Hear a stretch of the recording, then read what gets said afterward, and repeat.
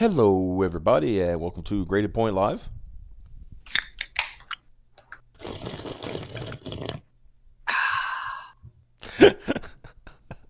I thought that was supposed to be Godzilla.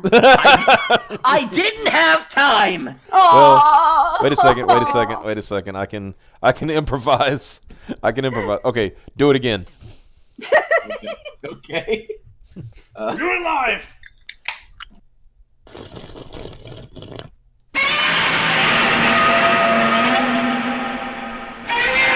Okay. I played it through the stream. Oh, Jesus Christ. Well, that works. what happened? Hello, everybody. Hey, everybody, how y'all doing today? Yo. We got people in the chat that are not talking right now. They talked when they got here, and they were like, "Fuck off." We took too long. You will speak, or I will put you to speak. No, I did that last night. Yeah, you did. You want to tell the audience what you were reading last night that made you fall asleep? Yeah, I was reading Yeah. SBI crime statistics. As one does. Yeah. No, I was actually I was doing some research on something else that I'm looking into, and I was also listening. Who was I listening to? I was listening to somebody, and I just kind of drifted off to sleep. It's like it was like around 8:30, I think it was, because that's the last time I remember seeing. And didn't wake up till like 11:05. So, see, what Wayne is not going to be truthful with you guys is he was actually listening to ASMR videos. No. Specifically those really weird Japanese ones where they're definitely saying your little sister is sucking on your ear, but she's clearly sucking on your dick. that is What the fuck? I will say that I can say with 100% absolute certainty that I have never watched an ASMR video. The only thing that what I would say would come close would be those fucking tool restoration videos, because those can get really comfy really quickly. Oh yeah, well, I think you can always quantify it differently, because there's like intentional ASMR where they're like, I'm gonna do this specifically, versus like just not having any vocal audio and it's just somebody working with some shit. Which actually, that's kind of my favorite stuff. Is just like you said, it gets real. You get real fucking comfy.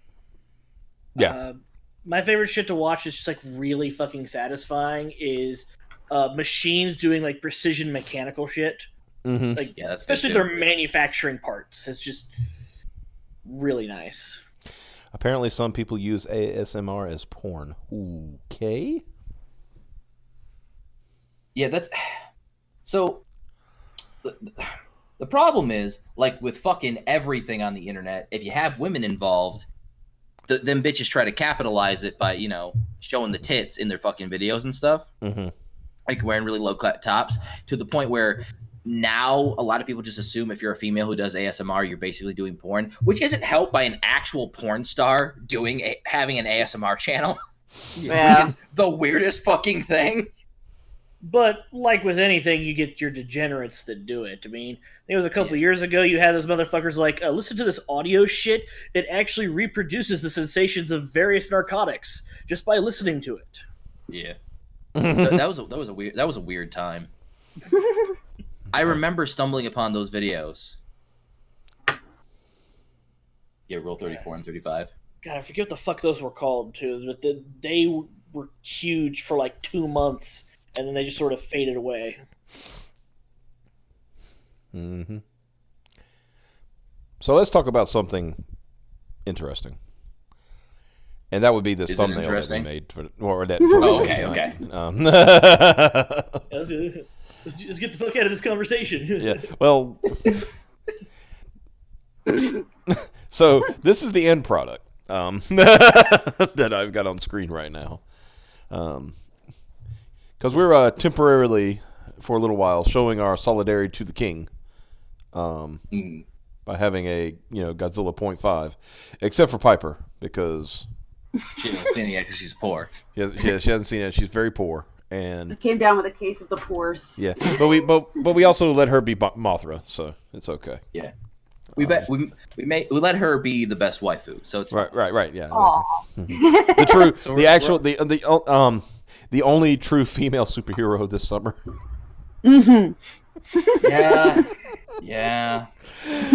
We'll get into that another time. So Taco, our illustrious intern, decided to explain what goes into the process that this thumbnail went through. Because see, Taco comes in chills with us before the stream, but then leaves because Taco has to take care of the account. Yeah, exactly. Yeah. So Taco decided this to show the thought process that goes through this. So. Does ever wonder what goes into a grade 0.5 thumbnail? Wonder no longer. That's what I get. That guy from was the Anime Outsiders talking about. Well, all you do is put up a thumbnail and put a video up. That's not any work. I was like, you have no idea what goes into these thumbnails, son. No idea whatsoever. So here was the first iteration of the thumbnail. And if you're wondering who Questionable is, that's Sugar Shane Holmberg, who, if his mouth is open, there's probably a lie coming out.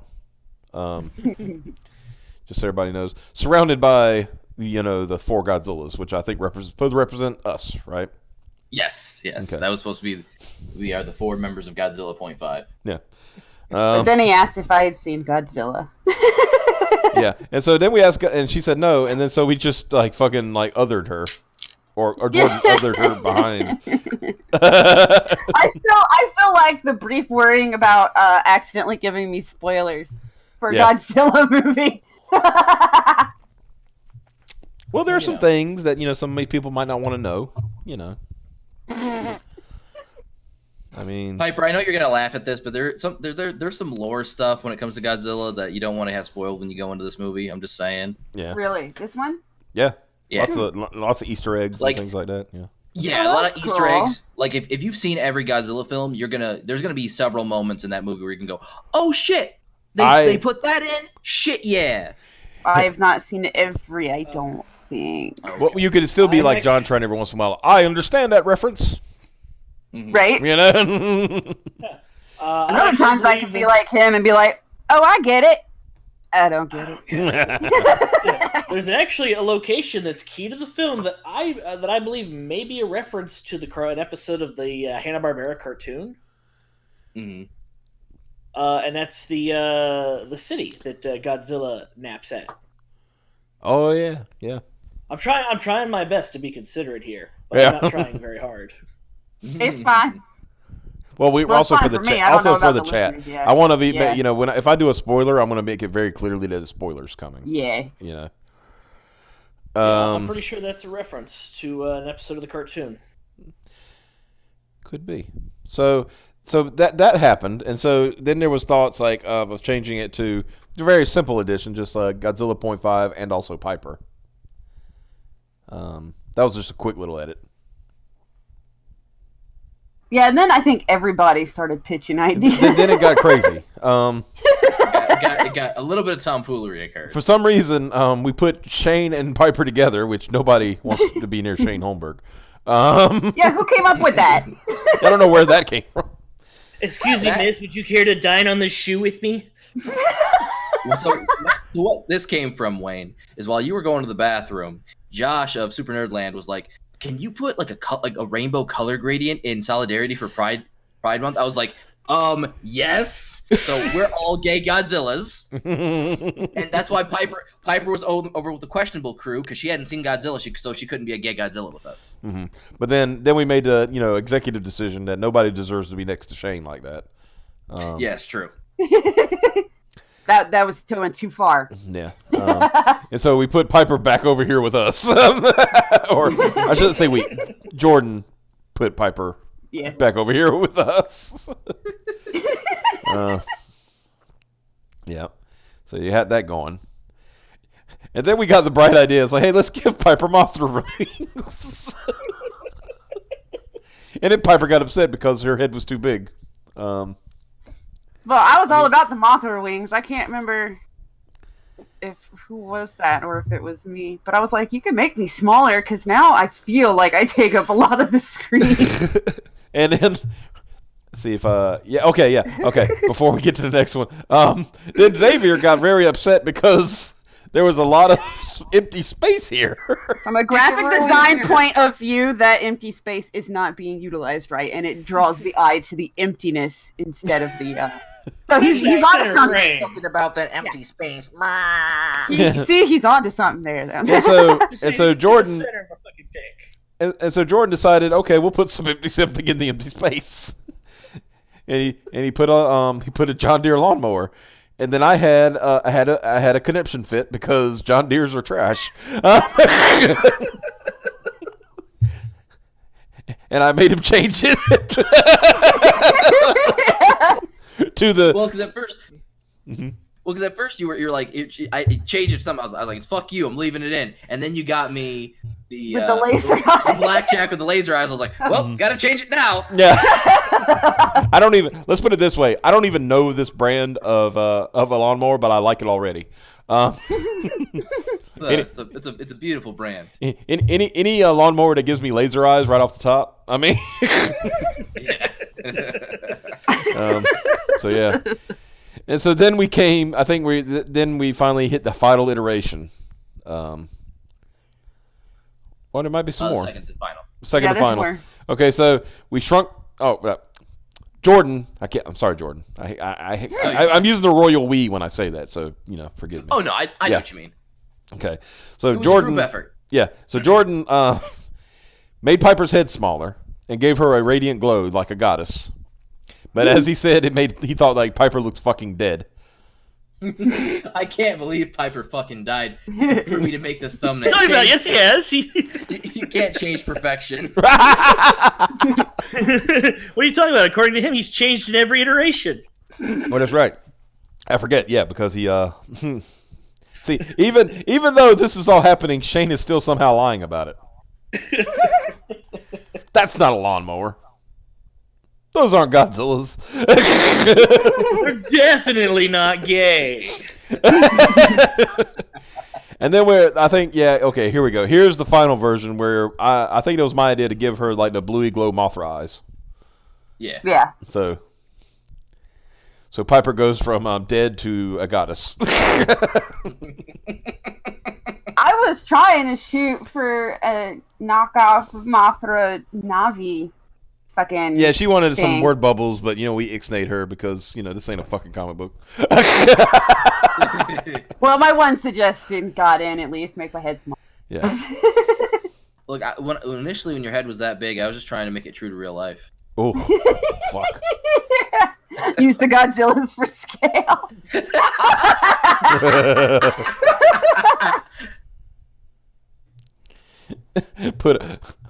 Put a good trackster next to Shane. I guess he meant WTF. Shane can't even get a chair.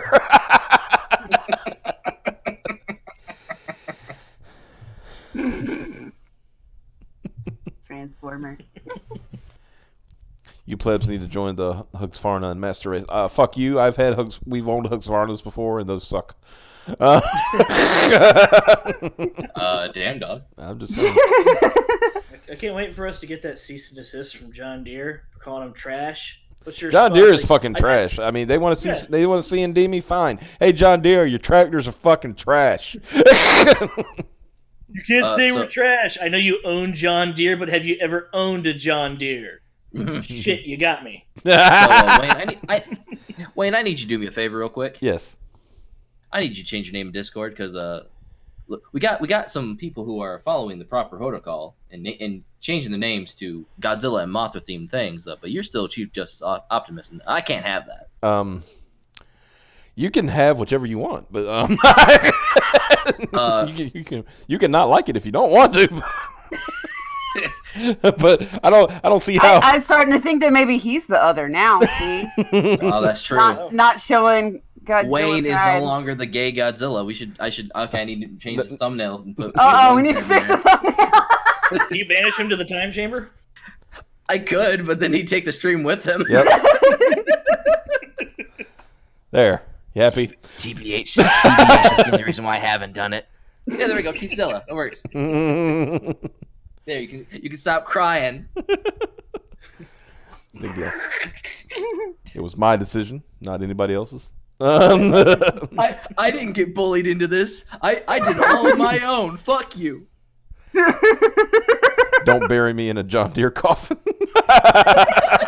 That's too far. I'm gonna. Somebody should put $1 in the jar for that one. Yeah, you owe us $1. You do. I'm gonna go ahead and put him in timeout. Whoa. I didn't really. But yeah, that was the thought process that went into this thumbnail. Masterpiece. Yeah. I do see I was gonna say I do see a problem with the blackjack lawnmower though. What's that? The front wheels. Those are like looks like plastic wheels, and I just don't know. Yeah, that shit would tear up your lawn. In all honesty. Yeah, what? It would fuck it up. Yeah, they do. So, probably a floor model. It could be a floor model, something to make it look nice. But yeah.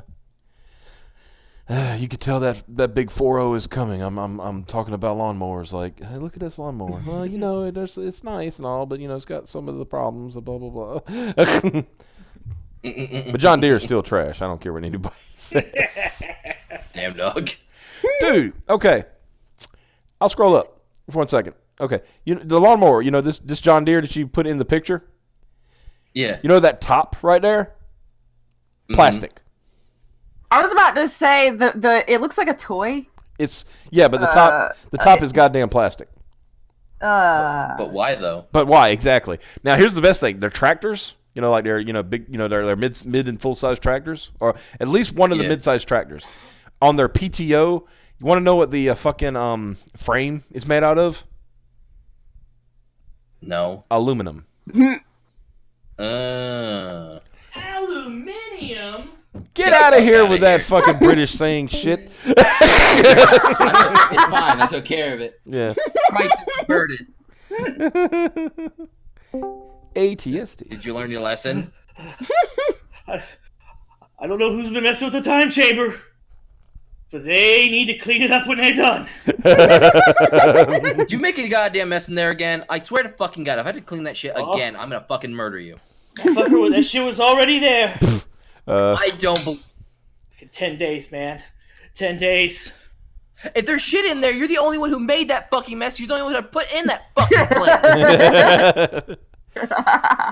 Johnny, man, someone's in there and it wasn't me. Someone shit my pants. A man in lunacy says he has to say Chief Justice, otherwise people might start asking uncomfortable questions about where Ruth Bader Ginsburg has been.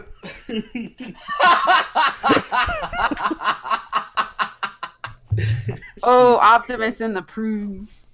I believe it. I've only had No, look. Don't make me post the conversation I had with Liquid last night. Oh no. I'm distraught already. You already know what it is, don't you? No, I don't think I scoped that. It was bad. Let's put it this way: it was about his him eating a lot of summer sausages and his bathroom habits. Okay. Oh, gee, yeah. The screen grab was bad, but when he jumped into chat and gave us all the fucking details, yeah, oh boy. Mm-hmm. He was talking about he I don't want to get too much into it, but the miracle of birth. Yeah, that's the way he described it.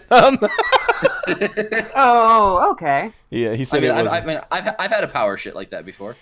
Dude, he said it was so hard that he could hear it knocking around in the pipes.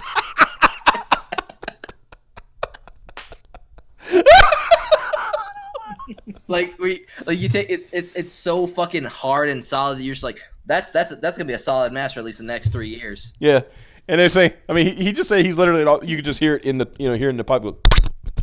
Yeah. Wow.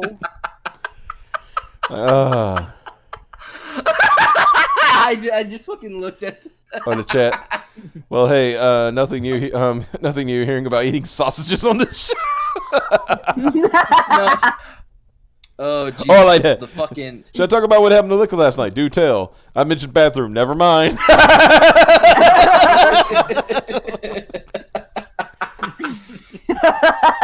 So should I read the Discord message that you fucking screenshotted? Yes, please.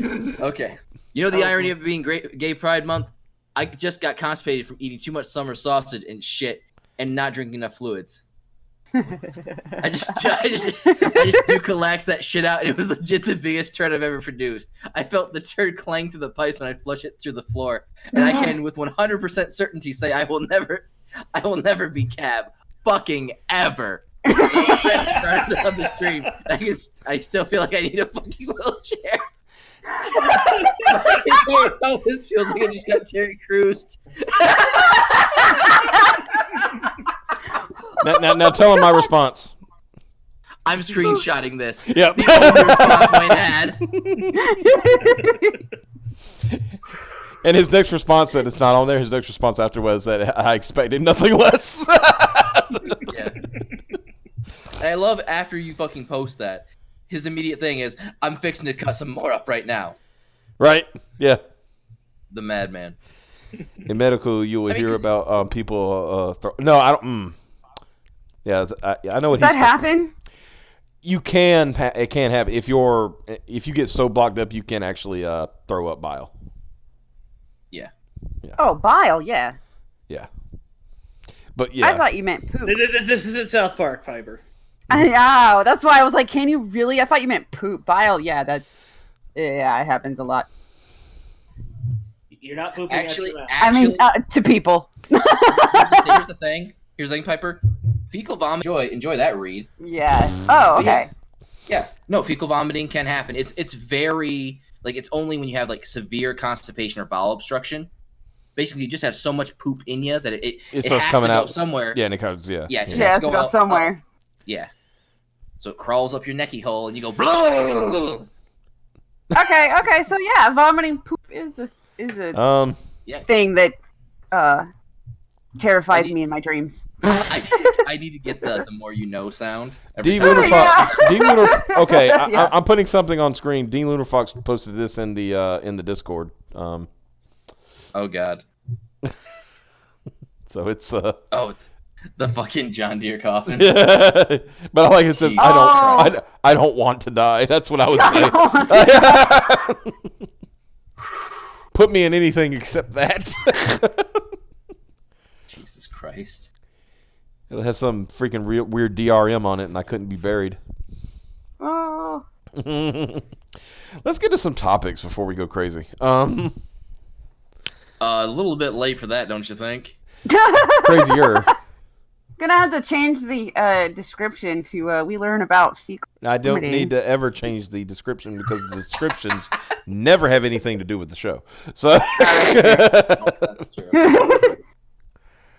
so speaking of shit, here's Mark Waid. Wow, nothing. I mean, it's Uh-huh. not inaccurate. I mean, but it's too easy. I mean, yeah, you had a factual statement. What are we going to say to that? I don't Yeah. know. Give it a slight chuckle.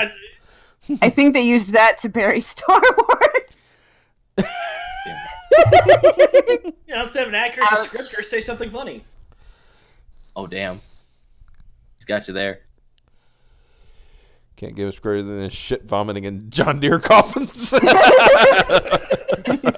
I was going to say, once you get to fecal vomiting, pretty much everything's on the fucking table. Yeah. Mostly shit, but Yeah. You guys, you remember when we used to talk about comic books? That was a good time. When the fuck did Way we back ever in the do day. that? Did we ever talk about comic books? No, it was 3 weeks ago. What the fuck is a comic book? Oh yeah, I just want to point out that for a second, I thought that said hemorrhoids director. it wouldn't be too far off. All right. So yeah, Humanoid's director of creative development, Mark Waid, accused of insulting an assaulting retailer at Diamond Retailer Summit. Can Mark Waid go a day without not being a piece of shit? Like, I highly Now, doubt it. is this new? yeah, this is from recent. This is recent So it's news. not like that other time he assaulted or no, this is a that different. he used to work with. This is a brand new assault. This is. This is a different retailer he's assaulting. So, Wow. So, God damn. Humanoid's director of creative development, Mark Waid, has been accused of insulting a retailer at the Diamond Retailer Summit that took place last month at Planet Hollywood in Las Vegas, Nevada. WonderCon Comics co-owner Dennis Barger Jr. recently took to his Facebook to describe an incident with Waid at the Diamond Retailer Summit. According to Barger, after Waid wrapped up his Humanoids presentation, he walked off the stage and then pointed at Barger and told the woman he was with, quote, "See that guy? He's one of the..." Wait a minute. "I'll see that guy? He's one of those garbage humans I was telling you about." Wow. Apparently, Mark Waid is a follower of the Anita doctrine. Right? Barger then knows that he and Waid steer clear of each other for the majority of the convention. However, when retailers go and visit each publisher, Barger Jr. encountered more hostility from Waid when he arrived at the Humanoids booth. Barger states on Facebook, "As I walked up to the Humanoids booth, Mark Waid immediately says, 'Go away, Dennis. You're not welcome here,' while making the shoo away gesture with his hands." Jesus fucking God. Shoo, shoo. Wow. Go away. Shoo, Was shoo. this from that thing where he was sitting at a very empty booth with just a sign? No, that Or is was this different? that was something Okay. from this weekend in New York. That was a separate. That's hilarious too. Yeah, that's a separate thing. I'm important. Nobody comes to my Nice. tables. Right? I'm too important. I laugh at Wow. him. I laugh at him and say, "I'm a customer coming to check out your product." The lady immediately stands next to Mark and remains silent. Mark just goes, "Go away, Dennis. We don't want your business. You're not even a real comic shop anymore." Oh, wow. That's okay. Mark Waid's not a real comic writer anymore. Yeah. Got him. Again, I laugh at him and talk directly to the lady and hope she has sense. "So I'm being denied a preview of your comics?" he says. He continues. Mark reaches over and picks up his free comic book day comic and throws it at me and says, "You can have this." I bat it away from me and say, "Are you crazy throwing a comic at me? And besides, I already have those. I ordered them because I'm a customer." Looking directly at the lady, I say, "Are you going to let your employees treat a customer like this? Or like that?" He then details that how the humanoid sales representative, Harley Salbacca, I'm going to say Salbacca, it sounds right, responded and states he doesn't plan on ordering anything from humanoids due to the encounter. She says, quote, "I've known Mark a long time, and I'll take his word for it." So I replied, "Well, you've lost a customer forever till you get rid of this hack fraud." Got him. So yeah, the reason why I won't be ordering anything Humanoids puts out from here on in is because of the way it employs Mark Waid and whoever the lady exec was. Have treated me like treated me at the Diamond Retailer Summit in Las Vegas 2019. We did speak to Barger, and he indicated he does plan on still stocking Mark Waid written books. He told us, "Yeah, just the Why? Marvel." I would get rid of all of them. Wait, listen to what he says. "Yeah, just the Marvel stuff that customers pre-order." Oh, okay. Yeah. He also noted that the woman with Mark Waid was Harley Salbacca, a sales rep for Humanoids. He didn't make it clear that Mark Waid, quote, "insulted me and assaulted me on Humanoids' time." Barger had previously shared a video of Waid pitching Humanoids to various Girl 6 variant cover by Mimi Yoon. Barger also, I'm gonna have to click on that in a second. Barger also criticized Mark Waid for having Scott Snyder as a guest at his store in Indiana, while at the same time publicly criticizing DC Comics for their Future's End comic. And while Barger and Waid have disputed in the past, his store Wonder World Comics has done exclusive retailer variants for Waid's Champions #1 and Avengers 675. What do you make of Mark Waid's alleged behavior towards Dennis Barger? Classic Waid. I mean, yeah. To be honest, I'm not in this business to make money, Dennis. Right? I mean, that's what it seems like, because it seems like, okay, they both disagree on a bunch of crap, but until now, Dennis was not letting that get in the way of what comics he offered. Shit. Right. Now, isn't there a video of some of this encounter? Oh, yeah. But now... Well, at least the part where, he's talking about the comics and stuff like that. Oh. Oh, because speaking of comments, Human is so bad. I bet. Waid, the true garbage human. Oh, Mark, fat and stupid, and no way to go through life, son. She says, "quote I've known Mark for a long time, and I take his word for it. Haha, I feel sorry for that woman. I don't think I could know him personally for a day without wanting to get as far away from him as possible." Right? Let's see. So Wayne, would you like to see the most woke fucking cover for anything I've ever seen in my entire fucking life? Oh, please do. Oops, I should post that in the wrong thing. That's posted in the right place. Oh no! Look at that. This is what Zach was talking about. Mm-hmm. Oh, just fucking look at it. Because he went like when Zach was talking about it today on his video, he was he said, so you pick up humanoids, and he would always go, humanity first. New worlds, new voices, humanity first. So what are they xenophobic against extrasolar species? What the fuck is going on here? Yeah, that's not very progressive, TBH. Yeah, what's going on? Right? What's going on, big guy? I mean, in Mark Waid's case, wouldn't it be better to say what's going on, round guy? Yeah. Oh yeah, what's going on, round guy? How do you feel about the Krogan not being able to breed because of the fucking virus that was given them by the Solarians? Humanity first! What about the Reapers? Humanity first. Oh, this is terrible. God damn. Humanoids, new world, new voices, humanity first. So yeah, so it's definitely special.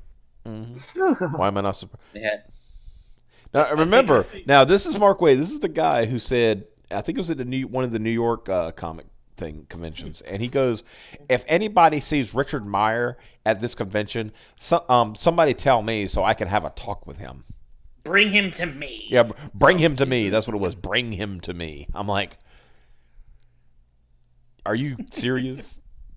You realize Zach is a former Marine and former Army, right? He's not. Mark Waid thinks he's a fucking Sith Lord. Bring him to me. Do it. What the fuck are you doing? Get out of here. Oh God. Mark Waid. See, drunk Cabzilla is making the sound effects now. What? Well, because he's drunk. I got a mic and I got a sippy chaser. He knows he's living a good life right now, like literally. I love how like every 5 seconds he's like doing this noise or making some fucking slamming shit down. You're ruining the goddamn show. You're gonna be about to be yeeted forever. What does Mark Waid know about humanity? Nothing. It sounds like Waid the Hutt. Waid tried to get a fat bastard. But yeah, so is anybody really shocked by this behavior by Mark Waid? I mean, honestly, not really. Ethan was told by somebody, by a higher up at Diamond that he knows. They basically had to go whisper in his ear, "You need to cut this shit out." And he was like, "Yes, sir." Ooh. Like defeated. Like, oh, okay. Mm-hmm. Did Geppy send one of the enforcers down there to let him know he's about to get fucked? Mm-hmm. we need, there's the whole meme about like the 80s, the 80s corporate head of a company, Mm-hmm. But we honestly need more of those these days because somebody needs to like put Waid in a chair across this huge desk. And I mean, this would be how the conversation would go. It's like, Mr. Waid, I want you to do me a very big favor. Whenever you are out in public and you are representing my brand, I want you to shut your fucking cunt mouth. And the only thing I want you to do is to promote product. If the only thing you do is promote product, everything will be fine. If you start opening your mouth and you are not promoting product, I will take my dick out and shove it up your ass. When did Cab become a Fortune 500 head? Yeah. That was my corporate Cab impersonation. I mean, come on, that's how they all talked in the 80s. Everybody was having gay sex. Right? You were there. I would say you would know.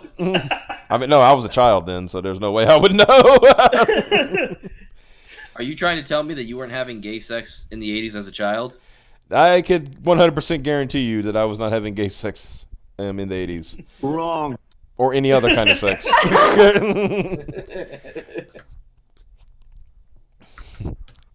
But yeah, Waid needs to fucking sell product. That's all you need to fucking do. Quit thinking that you're more important than that, Fucking A. Nope. Wait a minute. So somebody needs to come down from fucking Papa Disney and let Waid know that he continues to draw breath as a quote-unquote Marvel employee, Disney employee, for one reason. To make them money. That's it. If you're not doing that, then why are you here? Go away. Mm-hmm. I'm surprised that he's getting sent out to do this stuff, promotional stuff. They while he's hired really him getting as- his suit off. Humanoids hired him as their chief creative officer.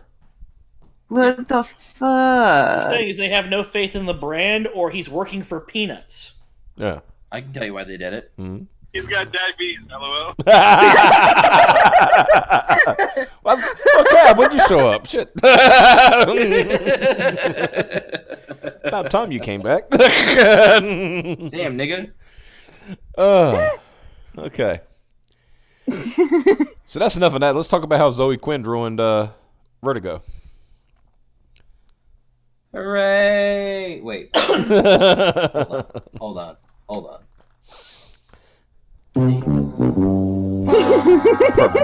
Perfect.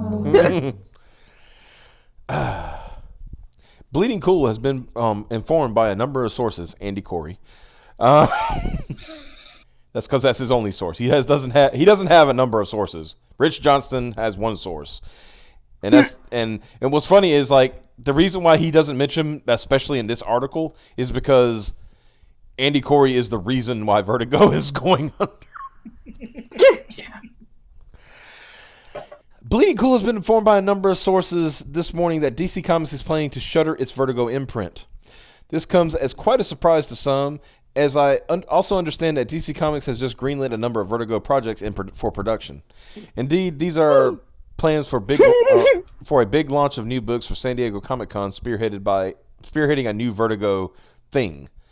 But I have been told that the word has come from on high rather rapidly to make the change.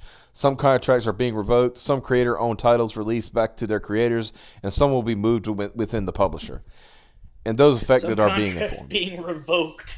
Yeah, Fuckers getting yeeted out of there. yeah. Damn. That's basically the Quins and the people like that are getting.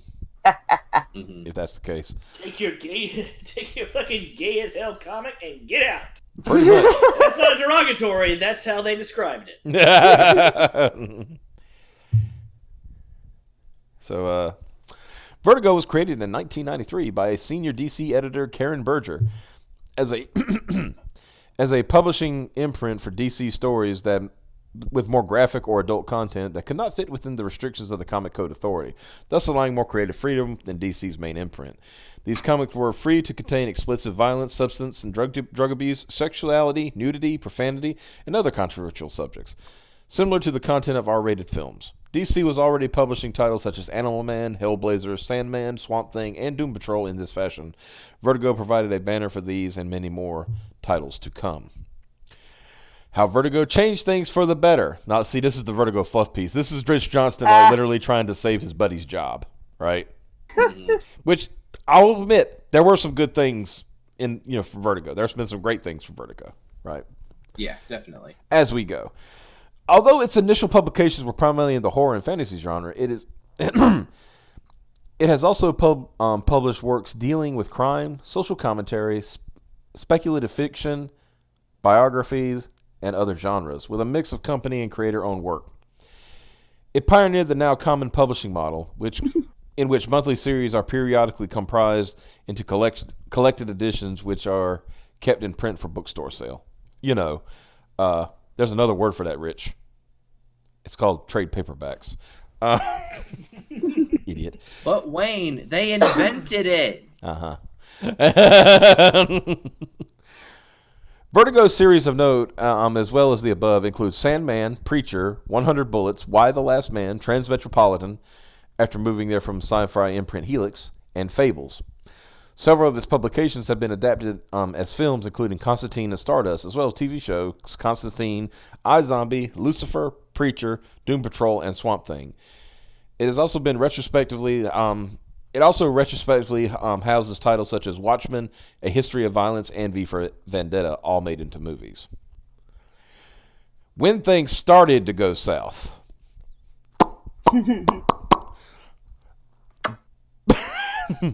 Vertigo has suffered a number of blows in recent years. After a proud presentation amongst Warner Brothers vice presidents, then Chairman Alan Horn asked why more Vertigo series weren't being made into TV shows or movies.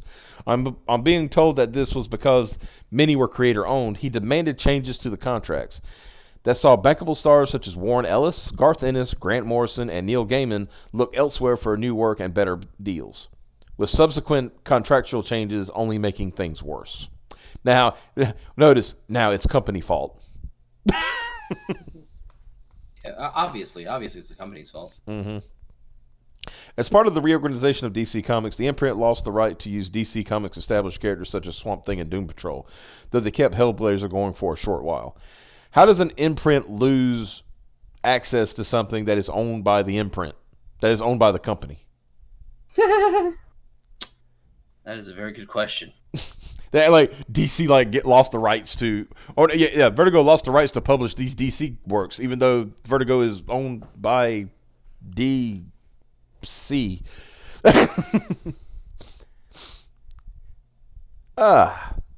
As part of those reorganizations, the firing of Karen and Shelley. As part of those reorganizations, DC Comics placed Vertigo under editorial control of Hank Canales and Bob Harris, effectively demoting Vertigo founder and senior editor Karen Berger. Are you really a founder of something if you're just running an imprint for another company? I mean, you could say that she was the founder of the imprint, I guess. Yeah, but it's not like it was a separate company. You know what I mean? It's just... Well, yeah, it's kind of weird. It's kind of weird. I feel he's trying to add a level of grandiosness to what she did. Yeah. Rather than being like, yeah, you started a more R-rated imprint within DC Comics, rather than be like, I'm the founder of Vertigo. Like, who fucking gives a shit? Nobody cares. Mm-hmm. You know what this really sounds like? Please, ma'am. Please, ma'am, notice me. Ma'am, please. Oh, by the way, I just wanted to point out that earlier today I was watching Micah Curtis had said that he was wondering why people were making such a big deal of Mothra all of a sudden. Mm-hmm. And he just put out a video, WTF, I love Mothra now. See, the thing that's hilarious, like all of a sudden, where's this Negro been? Well, I think it was because Mothra was a show stealer, and yeah, I don't think many people were expecting that. Let's put it that way. Probably not. I do think that the redesign had a lot to do with that. Oh yeah. Because Mothra can, actually do things now. Yeah, Mothra not can get batted around like a fucking chew toy. Yeah, Mothra can actually fucking fight. Yeah, like. Oh my god! And I won't spoil it, Piper, but there is a moment, and Wayne knows what moment I'm talking about, and fucking Xavier probably knows what I'm talking about too. Then when it happens, you're just like, oh shit. Where did that come from? It's literally a yes, Queen slay moment. Mm-hmm. Awesome. Mm-hmm. I so need money. I'm just like, oh, it's so good. Anyway. Yeah. Awesome. Where was it? Peter Berger. Oh, who previously reported directly to the publisher and president, Paul Levitz, though there were often issues there. Soon after, she was fired by DC Comics. After a period of gardening leave, she set up Berger Books at Dark Horse, drawing on much of the Vertigo talent she had nurtured at the imprint. Which, that makes sense, right? Yeah. DC would also fire her successor, Shelley Bond, who would do likewise, setting up Black Crown at IDW. Oversight of Vertigo was placed under Jamie S. Rich until Mark Doyle became the new current senior editor. You know who's not mentioned here? Andy Corey. I wonder why that is. Because it's Andy Corey's fault that things are going south. Damn dog. Just that sucks. in case you didn't know.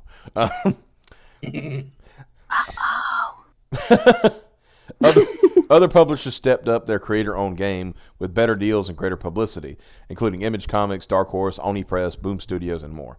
It has been notable that even a launch title from the likes of Vault and Black Mask can double or triple the launch of a new comic from Vertigo.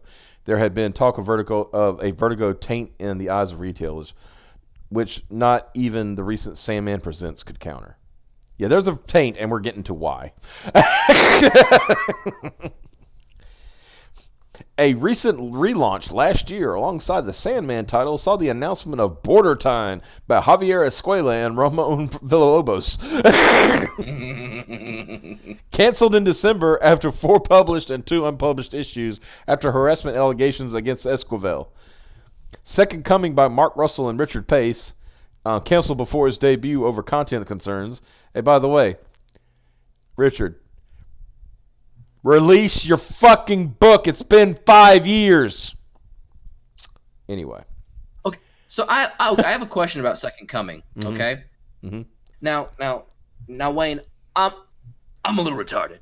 Yep. So, Vertigo was an imprint created by DC Comics to have the more out there content, more mature, sexually charged, whatever. Mm-hmm.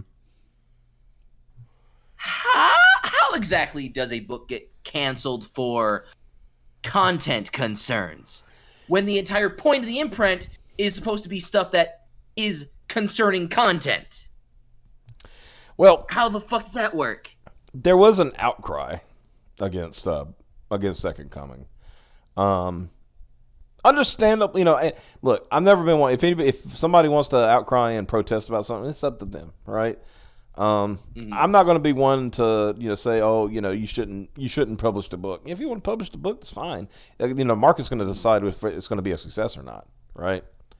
Right. And this is me coming from a Christian who would find the book offensive.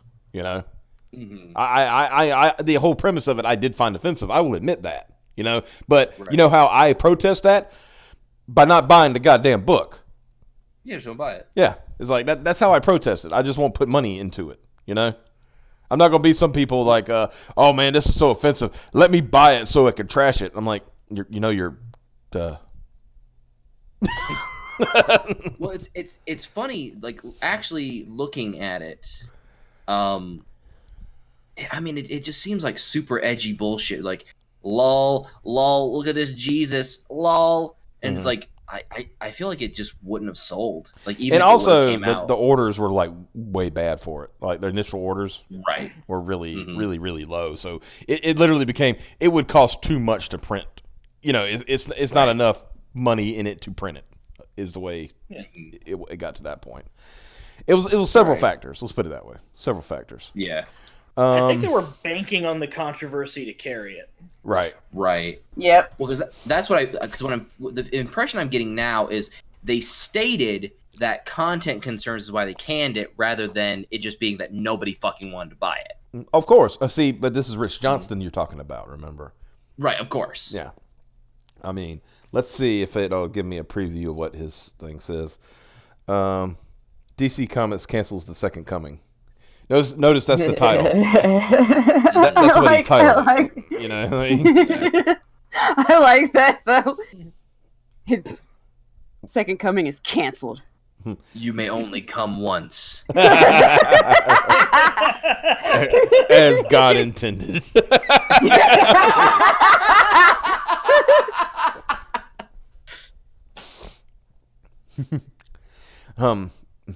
Okay, finding a new home at Ahoy Comics, so it'll probably get even less orders now because Wow. Hex Wives by Ben Blacker and Mirka Adolfo, which ended after 6 issues. American Carnage by Brian Hill and Leandro Fernandez.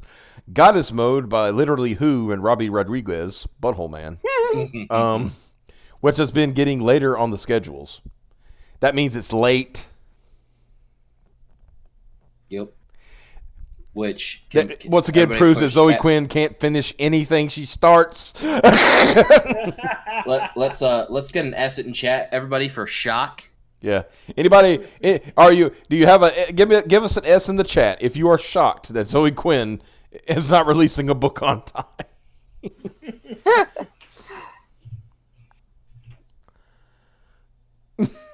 Yeah, Eric.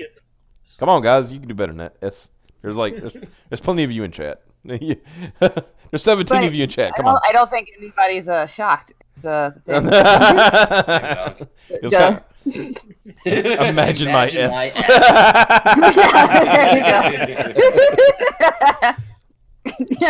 She can't even get up for work on time. Yeah, my surprise is that she got a fucking contract for a legitimate big boy publisher, and then she couldn't even fucking finish it. Well, that's literally everything thrown at her feet. And she still couldn't do the simple fucking thing of bullying people to do the work for her like she always does. Well, she kind of sailed that ship when, she had people write her fucking memoir, like. That's what I'm saying. She doesn't even do the work. She just bullies people to do it for her. And when they complain, she bullies them more. What are these? See, I don't even know these other books. High Level by Rob Sheridan and Barnaby Bagenda, and currently unscheduled Safe Sex by Tina Horn and Mike Dowling. Did these books come out, or were they just on the docket?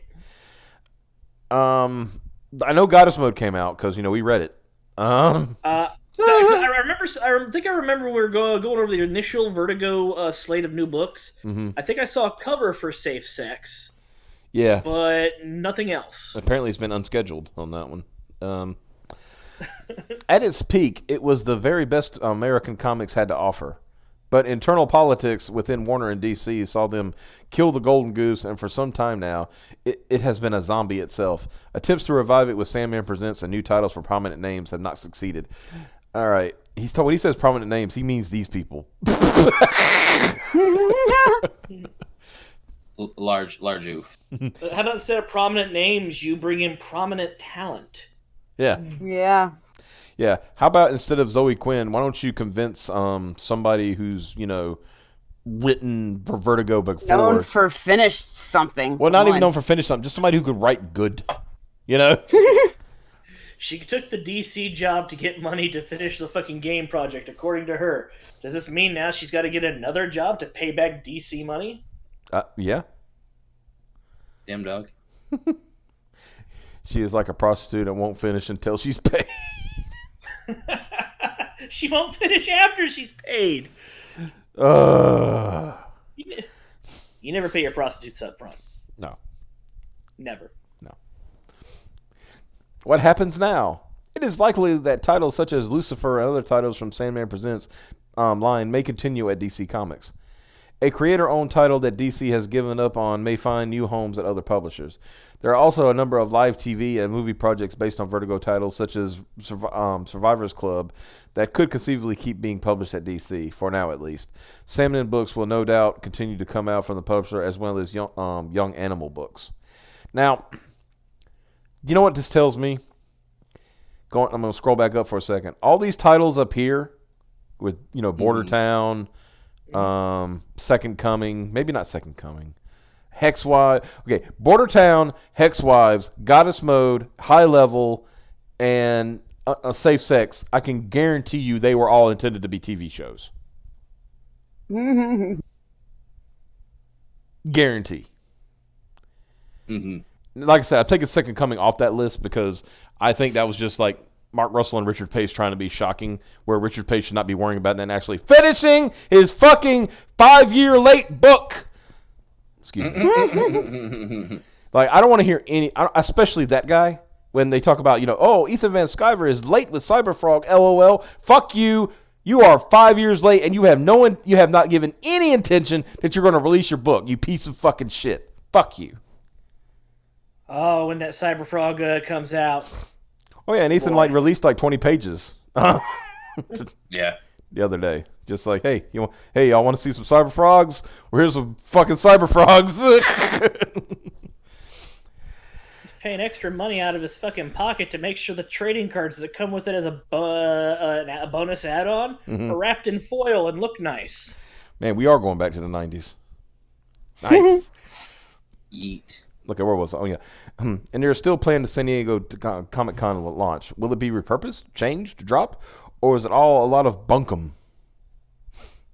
If Vertigo goes, Vertigon, it's a sad day for many, and not just those employed at Vertigo, Andy Corey, or with books there. Vertigo was the first brand to successfully sell a line of adult-focused comic books into comic stores and bookshops, created its own Vertigo zombies that would pick up every title. It would take risks, but would never losing its focus on commercial appeal. Grade A writing. It was the Miramax of comic books. Is that a good thing though? You know who ran Miramax? Wasn't that Harvey Weinstein? Yeah. Yeah. Yeah. And I guess it was really the Miramax of comic books. Well, with Eric Esquivel there, I mean, yeah. It makes perfect sense. I get it now. Good on you, Rich Johnson. You fucking you solved the case. You nailed it. Mm-hmm. You did it, boy. And it kept comic book readers from quitting once they grew out of superheroes, and it helped placate those who hadn't grown out of superheroes. DC Comics representatives declined to comment when approached today.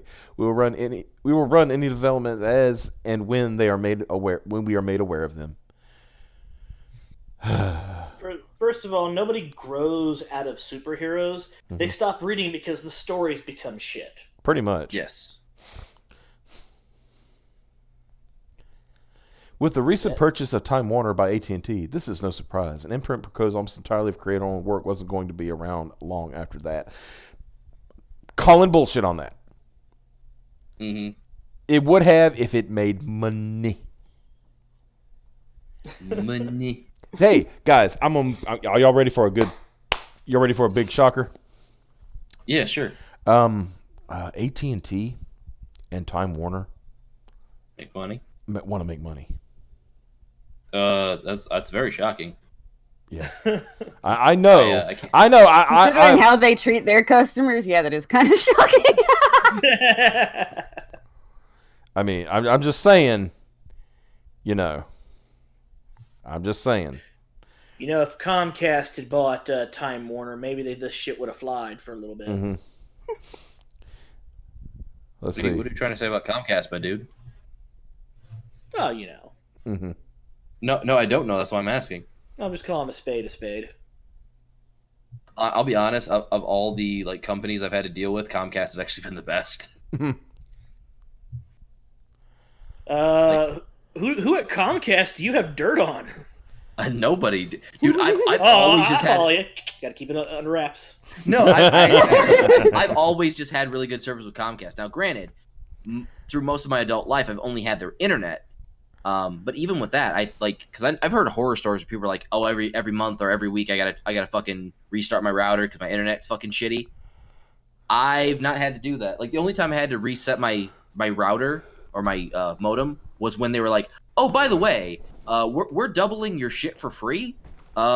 You just got to restart your modem before the new speeds will take effect." I was like, "All right," and that was a year ago.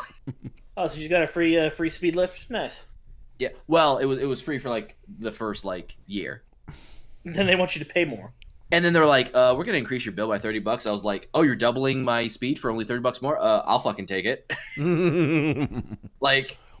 Sure, I pay $150 a month for internet, but I can kind of afford that, so I ain't gonna cry about it. Mm-hmm.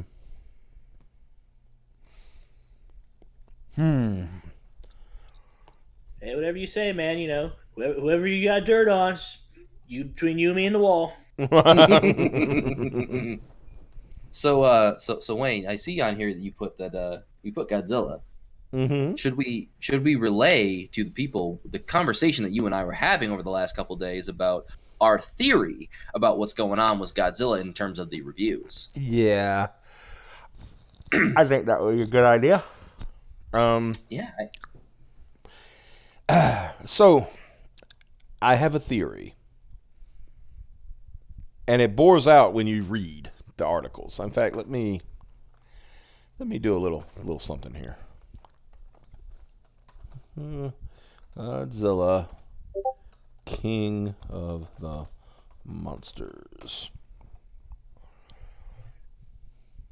Those are showtimes.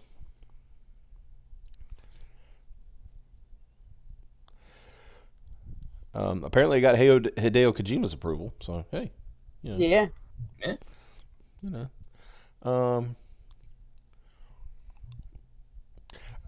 We were noticing a theme that almost all the fucking top reviewers were saying the same thing. Mm-hmm.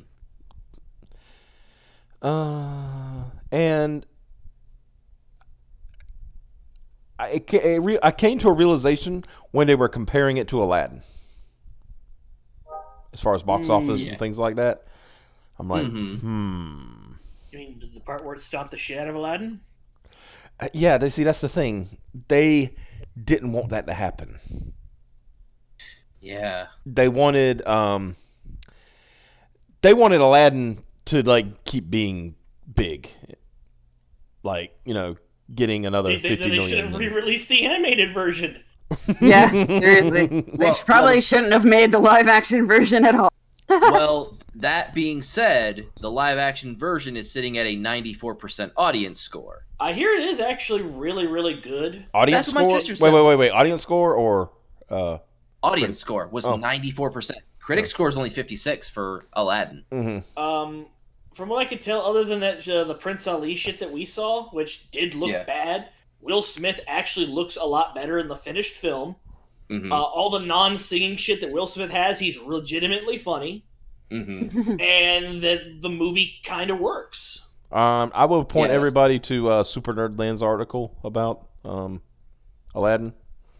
The person who wrote it is a lifelong fan, and they don't agree with any of this. And no, it wasn't. Tiger? Yeah. Okay. Yeah, I got the check. Yeah, okay, we're talking about it now. All right, thank you. Nothing. Just ignore that. It's just my parents want to know if I got my birthday money. Oh. Uh-huh. Right.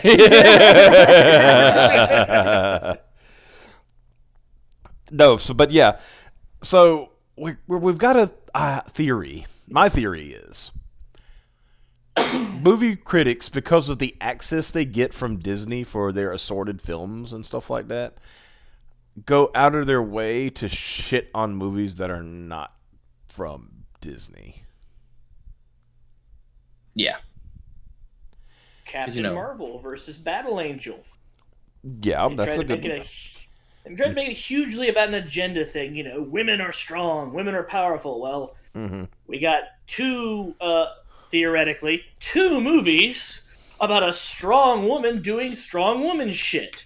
And instead of saying, go see these two movies to show Hollywood that a female lead can lead a blockbuster movie, no, we've chosen our champion and you need to support it. Which is always a weird sword to fucking fall on, because didn't the fucking 70s and 80s already kind of prove that shit? Yeah. What are you talking about? There's never been a female action star or a female hero before Brie Larson.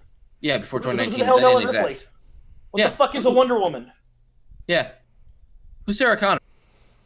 Y'all got in trouble for Imagine Dragons? Got DMCA'd.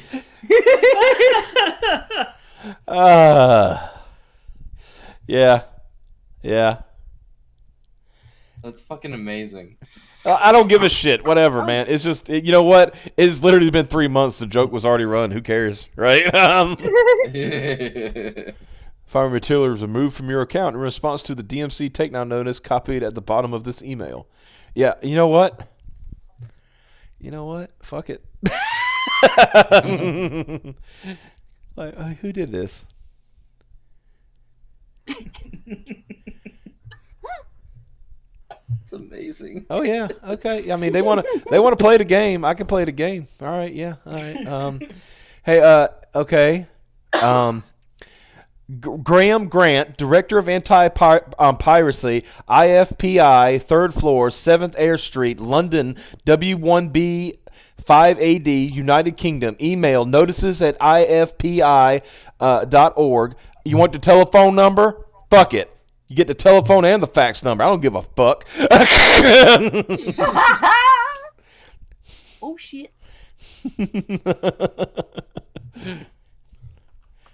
There, call them up. Jesus Christ. Think I give a shit about this? Like, fuck. I'm like, yeah, like I did. All like, okay, you want to know what it was?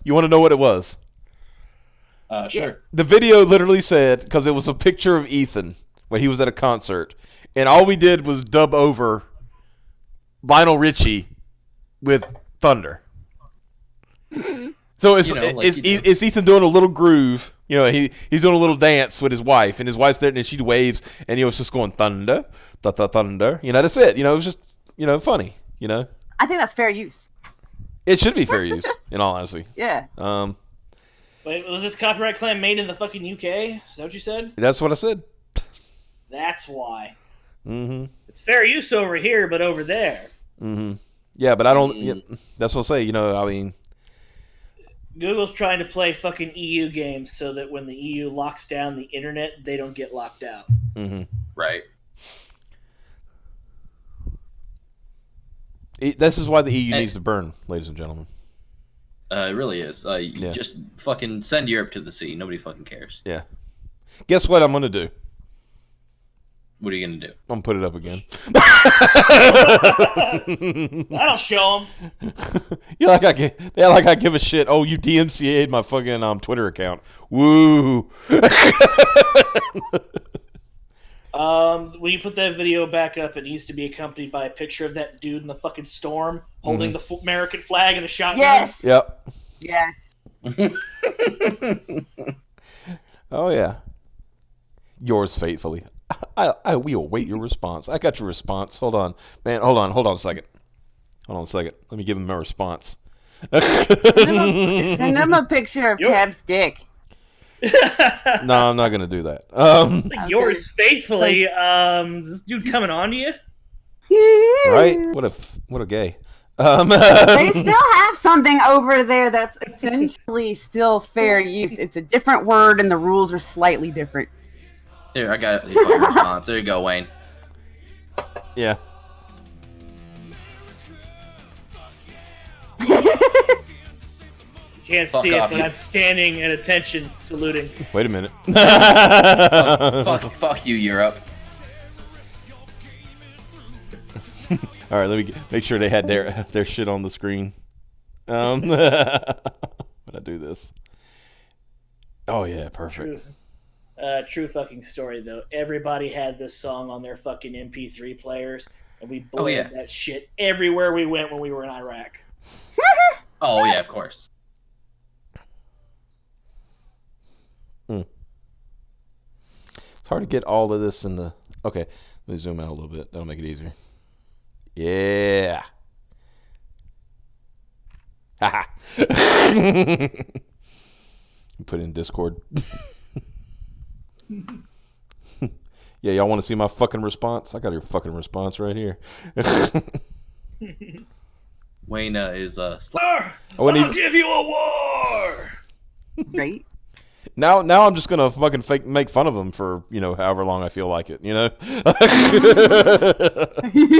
Need to make sure they never recover. Yep. There's my response in the chat, by the way, in case. Nice. I'm gonna put it on screen too. Oh wait a minute. You like that response, Jordan? it's a very classy response. Mm-hmm. So yeah, put it up on here. Here you go. Hey, IFPI. Here's my fucking response. There you go.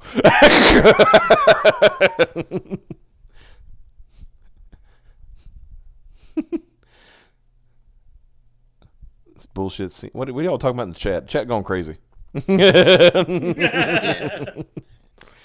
Hi, chat. How are you? I'm fine. You know what I'm going to do? I'm going to take that video and just speed it up.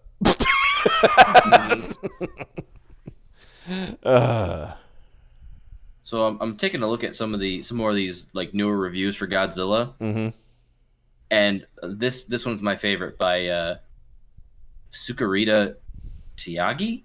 The movie overcompensates for not enough Godzilla. The fights are very cool, I have to admit, combined with the best special effects money can buy. But what makes it very difficult to sit through is just how loud it is. What? Yeah. Like, my favorite part, remember how everybody was like, it's just 2 hours of monster slap fighting, and this was like, there's not enough Godzilla in this movie. Which is it? Is there too much Godzilla or not enough Godzilla? I thought there was a good amount of Godzilla. Absolutely. Within 60 seconds, Big G is on screen smashing shit, which is how God intended it. Yep. That fucking that one scene that they show in the trailer, the oh my God, Zilla. I was like, oh fuck, dude, why? Yeah. I want to Cringe. know whose idea was to put that in there. They need to be fucking fired yesterday. Cringe. They could have left that in the trailer, but not in the fucking final cut. That didn't need to be in the film because that was real cringe. Oh shit, wrong one. That needs to be one of those scenes that are trailer only. Yeah. God, remember movies used to do that? Film shit just for the trailer that never shows up in the movie? Yep. Yeah, that's shit practice. It should They'd be all use false the same advertising. fucking song. Piper, I'm gonna bully you every day until you go to see Godzilla. I need money. That's fine. I realize why you haven't seen Godzilla, but I'm just letting you know I'm gonna bully you until you see Godzilla. We're gonna have to do another fucking fundraiser to send you to Godzilla camp. Godzilla camp, is that it? Yep. Yeah. Oh. Well, right I'm now, sad because I had to miss yeah. Detective Pikachu too.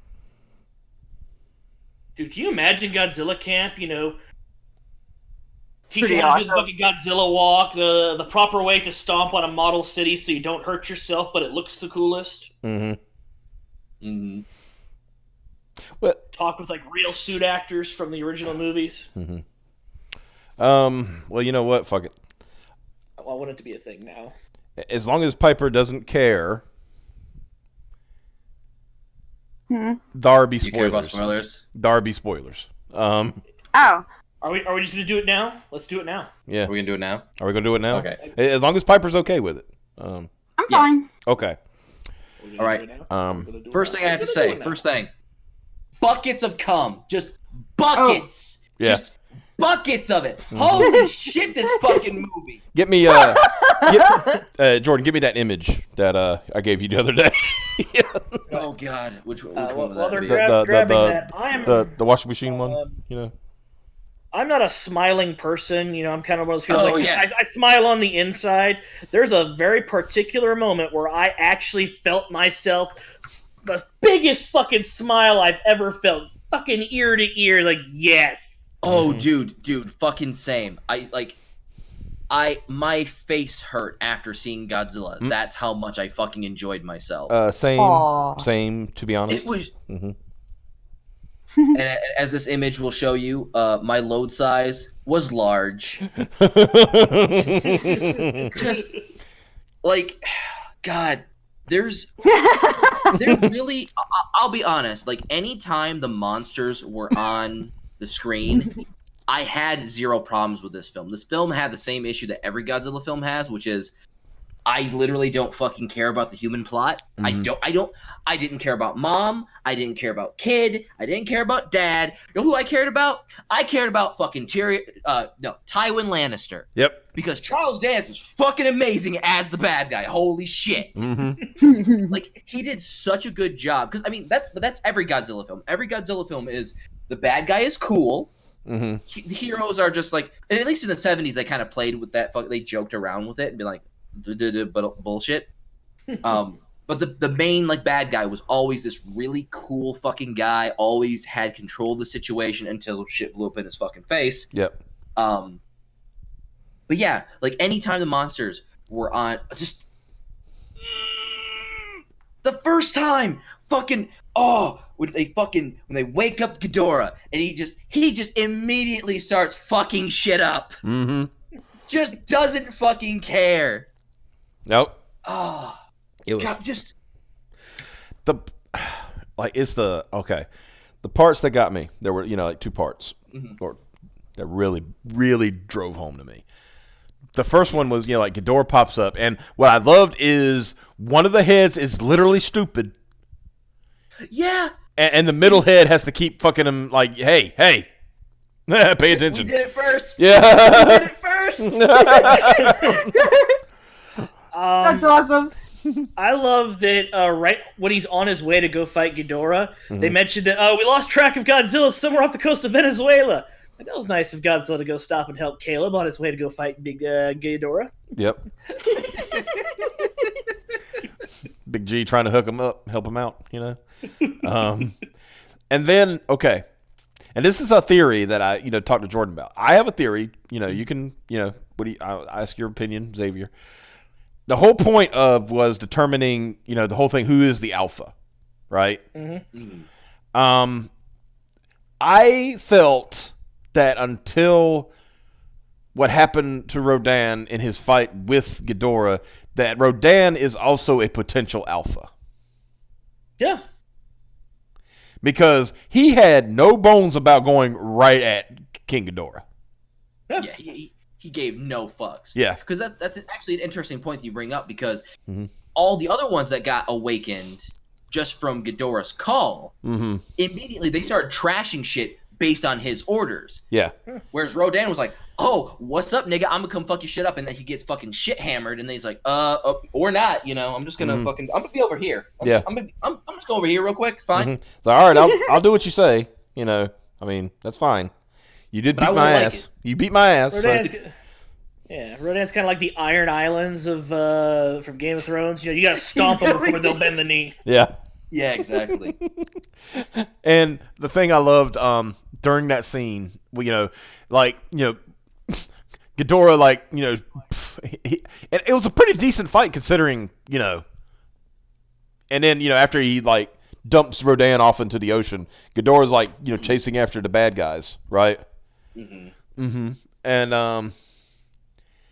ow. Excuse me. Had a little pain. Twinge. Ghidorah's going after the Argo, which is their big ass, boomer plane. As he was getting ready to attack it, all of a sudden, out of the fucking ocean, out of nowhere, literally out of nowhere. Am I wrong, guys? Literally out of nowhere. Literally. Godzilla dives out of the jumps out of the ocean and grabs him by his head, by one of his heads. I literally had Braun Strowman playing in my head. I'm not finished with you. I'll tell you the thing that popped into my head. I was like, RKO out of nowhere. Right? Yeah. I was like, oh, it's Big G. Fuck. Because I knew that was gonna happen, but at the same time, the way that that scene played out is just so fucking amazing. Oh. And even the part where Ghidorah first pops up, right, and he's wilding out, and what gets me is he's about to really start wrecking shit, and then he stops, right, and then. He looks to the side. Oh, and guess who's standing there? Godzilla's standing there I got to come all the way to the Antarctica to fight this guy? This some bullshit? This shit's way too goddamn cold. I didn't ask for this shit. My goddamn knees. We're pretty much, yeah. They sore. Oh god, my hammies. Yeah, oh my hammies.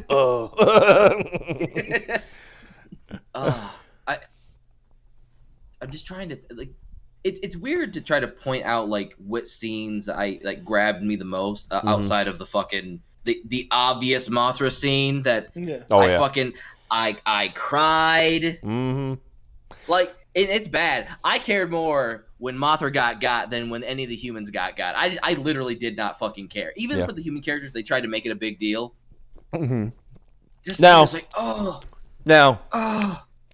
yeah. Ken Watanabe's character, Dr. Serizawa, that was impactful. Yeah, his death was nice.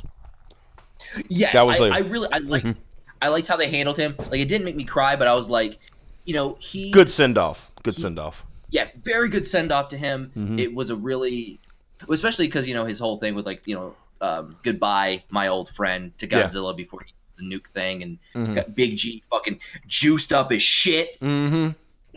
Got him all roided. Mm-hmm. Yeah, and then we get fucking burning Godzilla, and I fucking came. I'm just like, oh jeez, like, it was. I felt the director giving me a handy for that entire two hours plus. Mm-hmm. Just sitting there, just like, is it okay? I'm not going too hard for you, right? I'm like, oh, it's good. Like, oh, I came like 15 times, but you're still stroking. But I'm okay with it. Fuck. I don't even care. It's like those old. Remember that old meme? Remember that old meme? I was like, when you nut and she keeps sucking. They basically turned legendary Godzilla into fucking Heisei Godzilla, and I'm perfectly happy. They did. Yeah, and it's fucking amazing. Mm-hmm. It's Jesus.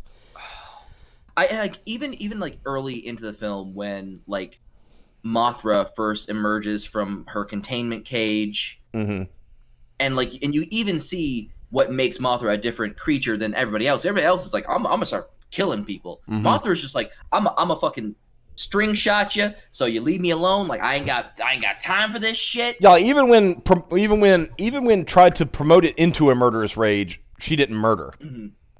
Mothra grabbed somebody in her fucking mouth and threw him safely into the fucking string net she'd already prepared off screen. Yeah. Yeah, like that's. I thought that was such a good characterization for what is a giant fucking caterpillar. Right. Like, and I mean, I'm sorry. Okay, that's kind of. And I'm going to make a video of this. Like, I talked to Jordan about it already.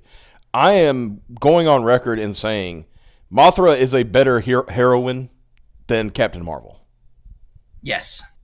Even though she, her time was limited. Without watching the movie. Say what now? Said I'd say that without watching the movie. Well, it's just this. Okay, there was a part where, after Godzilla got juiced and he was going in, and King Ghidorah was still formidable enough, Mm-hmm. and and all this shit. And then you think like, oh, he's getting ready to get Godzilla. All of a sudden, all three of his heads get stuck to a fucking building, and then here comes Mothra just diving in. Yeah, that was so cool. I mean, honestly, if things had gone according to plan, Mothra would have probably killed King Ghidorah. Right. But then Rodan had to cock block. Yeah, Rodan cock blocked, and then he got fucking shanked. Yeah. Oh, yeah. That's another thing. Hey guys, Mothra is not a wuss. Like, because I saw a couple people complaining about her design because classic Mothra, it looks real fucking dopey. Well, if you look at classic, even Heisei Mothra looks like a bunch of like pipe cleaners put together with with some foam. Kind of kid friendly. Yeah. And I mean, and she still looks great, even with the alterations they made to give her offensiveness. But yeah, because that's the thing is like she still looks, in my mind, like Mothra, just like more what you would expect, like a more realistic take on what that creature would look like. Yeah. She has little pincers. She has a stinger. Yeah, that was. Yeah. Got shanked that motherfucker right in his chest. Mm-hmm. I'll say, what did Mothra have before that? She could fucking sprinkle powder on people to make them fucking go to sleep, dive bomb people, and die. Yeah, and die. Yeah, see, that's the thing. At least in Heisei Godzilla, they gave her antenna beams. Yeah, and shit. At least they gave her that. But original even I don't think I've ever seen Mothra in any incarnation after she becomes full Mothra. use their silk's webs. Yeah, I cannot think of a time where she's used her silk webs. Most of the time, she only uses silk webs as caterpillar form. So. Yep, that's all she got. Oh, and just a little aside. You know the Rebirth of Mothra series, right? The 3 Mothra movies that came out from Toho. Yeah. Did you know that one of those Mothras is actually a boy? Isn't that Mothra Leo? Yeah, Mothra Leo was a boy. Yeah. And he could. Isn't that the one where they hatched into twins? I don't know if it was twins, but I think because Mothra died in Rebirth of Mothra, and I think that's when Mothra Leo was born. Yeah. Which is why a lot of people are thinking that in the next movie they're gonna they're setting up for Mothra Leo to be in one of the future Godzilla films. Yeah. Which would be really cool because like Mothra Leo looks fucking baller as shit. Yeah, that was when they I don't know who decided on that design, but it was a really good. Let me see if I can find Mothra Leo. That's a really good design they did that they did with Mothra Leo. Let's see. Yeah. Fucking Mothra Leo looks baller as shit. And plus Mothra Leo had a bunch of forms too. Yeah, here you go. See if I can... Yeah, I just did a Google image search. Holy shit, that looks awesome. Yeah, right? And like I said, he had different forms too. He had his black winged form, and he had a white winged form too. And he had a fish form. He could turn into a fucking fish. What the fuck? Yeah. You don't get much more baller than that. TBH.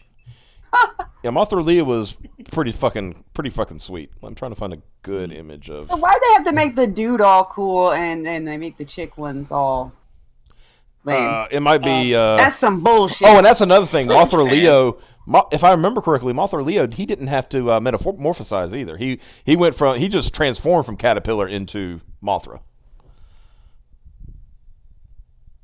Yeah. I think so. And there's Mothra Leo in his fish form. What the fuck? Because Mothra Leo, I think Mothra didn't. Wasn't there a new Mothra in the third one though? I don't remember, honestly. Oh yeah, and he could also armor. Yeah, he's got his normal form, his armored form, and his armored form. Yeah. Oh yeah, and he could also shoot lasers from everywhere. You know, like you. Speaking what the of fuck? lasers, So they couldn't get Mothra this? I'm pissed now. Speaking of lasers everywhere. Lasers fucking everywhere. Fucking goddamn that scene. So Big G is just stomping the shit out of Ghidorah, and he's like, okay, fuck this. Bites onto an active transformer, and fucking lightning everywhere out of his fucking wings. I was like, somebody saw Shin Godzilla. Yeah. Because that's immediately what I thought. I was like, oh shit, what the fuck? That's amazing. This is, and also, you were talking about Mothra Leo. You know who would be a cool villain monster if they ever do it? Gigan? Well, yeah, Gigan would be cool. Wow. Not your mom. Wow, rude. How about Batra? Yeah. I could see it. Because, let's be honest. Batra was just an actual badass Mothra, right? Yeah. What if that's what gets Rodan to come around and, not be such a shit? Well, I think he came around by seeing his... Yeah. Rodan came around by seeing his boss get fucked. Right? Yeah.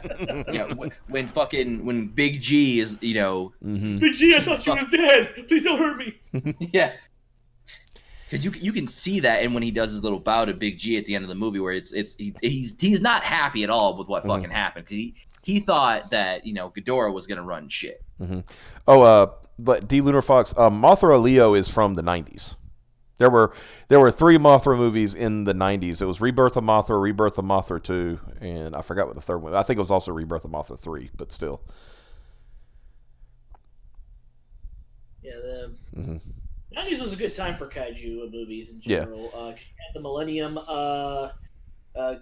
Gamera series. Yep. Which I think I've only seen one of. Yeah, I think the one it was Gamera and Gauss. I think that's the only one I've ever seen of that one. Yeah.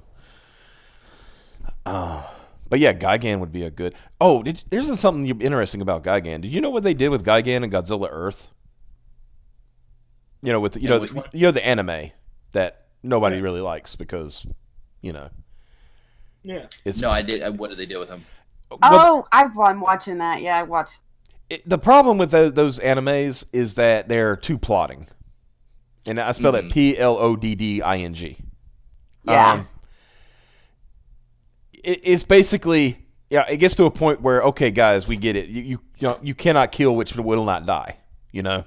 Mm-hmm. That's literally what we're dealing with. Godzilla's not going to die. There's nothing you can do about it. You're wasting your time, kind of thing, you know? Well, I also got it that they were actually trying to focus on the human part, and I wasn't with that. But yeah, they would take a long time to get to the point, and then the main fucking character is just fucking blah. Yeah, he's really like, who cares about this asshole, right? But anyway, but they have these books, right? It's basically... These side books are Destroy All Monsters on crack. Right. And one of the cool things is they have Gigan as a terrestrial monster. Oh, that lives, that's from Earth, and started out as they said it was bird-like. Right. And they were able to somehow control Gigan, and they put it. They had some kind of operation that they had. I forgot what it was called, but essentially it was to lure Godzilla away from Africa so they could actually do a mass evacuation, right? Mm-hmm. And so, Gigan fought Godzilla, got his shit kicked in, lost his hands, and so they gave him blade arms. Right.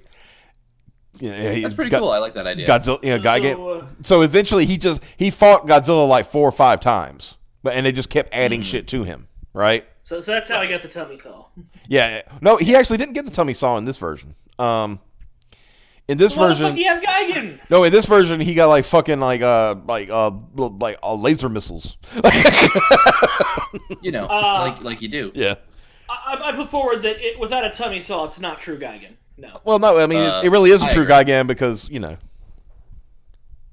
So what? Are you trying to argue that Gigan is cooler without the tummy saw? I'm trying to argue that, like, they made Gigan a good guy. Essentially. Gigan works for whoever controls him. Especially, when he's a fucking machine. Because that happens sometimes. He lost his eye, and at one point he lost his eye, so they gave him the visor, It just progressively he became more machine than monster essentially. It's like Mechagodzilla is supposed to be a villain. He listens to whoever's in the driver's seat, depending on which Mechagodzilla it is. I would just like to remind everybody that at a certain point in the timeline, Gigan had chainsaws for hands. Yep. Oh yeah, they added those to him in the in that continuity too. He got the chainsaw hands. Yeah. And all that shit. But eventually he does die because like the aliens that are helping the humans, they inject him with some kind of metal stuff that was supposed to make up Mechagodzilla. So they injected him with that shit. And while it did give him a significant power up, it literally killed him too. Yeah. Right. The Gigan 1000. Pretty much. And it was Magic polymer alloy. And it said that one of the head scientists ended up taking one of Gigan's scales back to where they found him and buried it there for his service to humanity. Because they said he literally saved millions of lives. Right. Just from distracting Godzilla, But yeah, Piper, I think she's seen it, so she knows the whole Mechagodzilla is not the Mechagodzilla we know. Yeah. It's a city. It also looks like shit. It does look like shit. It's like okay. You know how Megatron looked in the first Transformers movie? Just pull it up. That's how Mechagodzilla looked in that fucking. Words don't describe it. Just pull it up. Okay, what was the name of the movie it was in? Fuck. Godzilla fuck? Right? I just know it's a Godzilla. It's like thing. something on a city on the edge of something. Yeah, Godzilla something. City on the edge of battle. There you go. I don't know that I want to see this. All right. Yeah, you do have to see it. I don't. Very, very I don't- different take on So Godzilla. The take on Godzilla is about the same, but it's a very different take on everything else having to do with Godzilla and humans and this and that. I'm gonna post. And they shifted in all futuristic and shit. Look, all I'm There you saying go. is the. There you go. What the fuck am I looking? No, what did you do to my Mecha G? What the? Look, There's a Mecha Godzilla in there somewhere. Now, the beauty of this is this never got used. Thank fucking God. What happened is they were going to do Project Mechagodzilla to try to defeat Godzilla, but they left Earth. And so Mechagodzilla literally became a city. Jesus Christ. Because of the type of metal and shit they use. Essentially becomes it grows, essentially. It's like a growing metal. The metal converts other shit into It's kind of like nano machines. Yeah. That's horrifying. That's fucking horrendous. stupid. Don't worry, Godzilla destroyed Mechagodzilla City. It's okay. Thank God, because the only Mecha Godzilla I give a fucking shit about is the Showa era Mecha G. Kiryu? But I was really pissed Showa, off because the whole time they kept alluding to Mothra and then didn't make Mothra happen. Xavier, what the fuck did you just say to me? I didn't say anything. You said Kiryu? Like I was adding a question. That's Okay, what's the question? a character from Yakuza, you idiot. No, Kiryu. Kiryu is also a Godzilla, a version of Mechagodzilla. Oh, okay. That's from the Millennium series. That's the one with the big, with the gigantic fucking cannons. Yeah. It's a cool design. Yeah. I mean, Not my personal favorite. In general, is cool. My personal favorite design is Mechagodzilla 2, the one from the 90s, and Yeah, the one I only that like leaks that into because the it's fucking clean. battleship. I only like it because it's clean. I like And if you Kiryu. combine with that fucking the battleship Garuda, Yeah, the Garuda. Yeah. piloted by A. Johnson. That's A. Johnson that fuck up.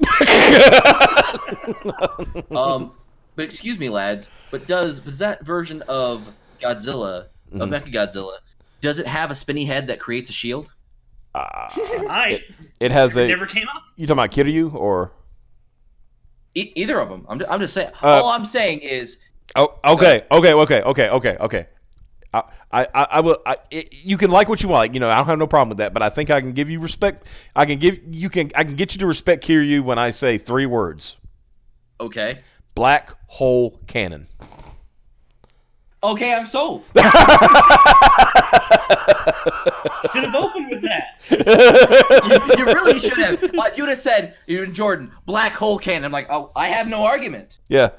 Except for the fact that Showa era Mecha G did have a chest laser, and he had finger rockets. Mm-hmm. And like you said, he could make a spinny shield. Yeah. And he could make a spinny. That I love that shit. Mm-hmm. He just Just starts the spinning his head around. Yeah, Godzilla and then burns Big his G's like, hands. what the fuck? Yeah, he burns his hands. I was like, ah. Ah, goddamn it, get out of here. Oh, another thing, Kiryu. I think this is probably the coolest thing about Kiryu is built on Godzilla bones. Oh right, yeah. Yeah, that's the one built on like the original Godzilla's bones. And what's so cool is everything's going fine. Everything's fine. Why can't we control our giant robot monster? Oh, the current Godzilla is somehow waking up the bones. What? Well, If that ain't a plot from a fucking Japanese movie, I don't know what is. That just reminds me to. Go ahead. I was like, I do love the fact that when you look at gender for Mechagodzilla, Kiryu, it's male, in parentheses, Godzilla spirit. I have been corrected. I apologize. The absolute zero cannon. The absolute zero cannon. The black hole cannon was from Megaguirus. Yeah, so. And yeah, that was okay. This tells you why, like when you try to kill Godzilla, it gets to a point where just don't try, right? Yeah. You shoot a black hole at the monster, right? Well, and he walks out of it. No, he walks out of it. He blows it up. He blows the black hole. Didn't that also lead to the creation of Space Godzilla? That was earlier. That The creation of Space Godzilla came from either two. It was two likely sources. It was one when Biollante broke down, after it died, and its essences went into space, or when Mothra carried some Godzilla cells into space when trying to stop the giant meteorite that was coming to kill us all. Yeah, like you do. Why would Mothra do that? She should have just let us all die. Look, Mothra is a good girl. She was trying to do right by us humans, even though we're trash. Right. This is true. Didn't think about that. So Kiryu uses the bones of the original Godzilla, which is all that was left after they used the oxygen destroyer to kill him. Guess what was in the new Godzilla movie? The oxygen destroyer, which was really fucking rad. And I was like, oh, look at that. They added that in there as well. Mm-hmm. And guess what? It didn't kill any monster. Godzilla just had to go to the donut dimension for a bit. Yeah. Fucking sleep it off. Yeah, he had to get an injection of sippies. Yeah, he's like, oh, God. Mm-hmm. Oh, my hammies, my winning streak. Oh. Bullshit. I just like the idea. Okay, big spoilers. I like the idea that Godzilla goes to Atlantis and sleeps it off.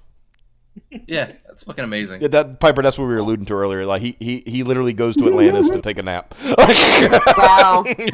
Well, because it does the whole hollow Earth thing, and there's like a massive radioactive core that he basically draws energy from. Yeah, and then because one of the scientists was like, "Oh shit, he's got to sleep it off." He's like, no, this could take literal years. Like we have to fucking nuke him to actually wake him up so he can fight this shit. Mm-hmm. Only problem with nuking him is they actually put him in the meltdown. Yeah, but it didn't kill him. Meltdown didn't kill him, so he's fine. So he's already got one up on Burning Godzilla from Destroyer. Yeah, he does. Because I thought I thought they were going to too. I was like, no, please, please. I was like, oh God, you're gonna do Big G like that? Oh, Big G. I mean, my thinking was, when we saw Burning Godzilla, and I was like, well, at least he's going down like a boss. Mm-hmm. And then when it was all over, he got up. I'm like, you can't even melt him now. Big G, he's indestructible. Mm-hmm. That's why I have a feeling when they do Kong. There's no way Kong can win. So Kong is like an eighth of Godzilla's size. Well, no, Kong will be. He's getting sized up. Trust me. Yeah, he's getting. Yeah, they literally said in the version when in Skull Island, he is not full size. He's like what they say, a teenager essentially. He's an adolescent. Yeah, so he is not full sized yet.